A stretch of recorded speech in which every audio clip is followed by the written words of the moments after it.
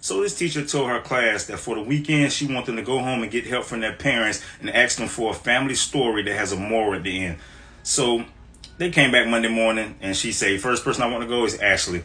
She said, well, my dad and them had a farm, and one day they took all the eggs that all the chickens hatched and they put them in a basket to take them down to the market to sell. And we had them on the front seat, and he hit a real big bump and all the eggs fell out the basket and cracked. And she said, what was the moral of the story? She said, don't put all your eggs in one basket. The teacher said, yay, good job, Ashley. She said, who want to go next? He said, okay, Rod.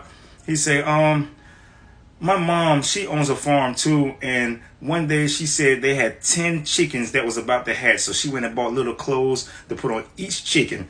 But at the end of the day, only 4 eggs hatched. And the teacher said, what was the moral of the story? He said, do not count your chickens before they hatch. She said, oh, good job. She said, who want to go next? Johnny raised his hand. She was like, Johnny, don't come with this foolishness today. He said, I got a real story. She said, okay, go ahead. He said, my dad told me about my Uncle Pete, that he was a fighter pilot and he was in a war, and they had shot his plane down. As his plane was going down, he pulled out a bottle of vodka, he drunk it all down, and when the plane crashed, he jumped out with a machine gun and he started shooting up all the enemy soldiers. He got about 40 of them before he ran out of bullets. Then he pulled out a machete. He killed like 20 more of them until the blade broke. Then he took his hands, bare hands, and he killed the last 10. The teacher said, oh my God. And what did your dad say was the moral of the story?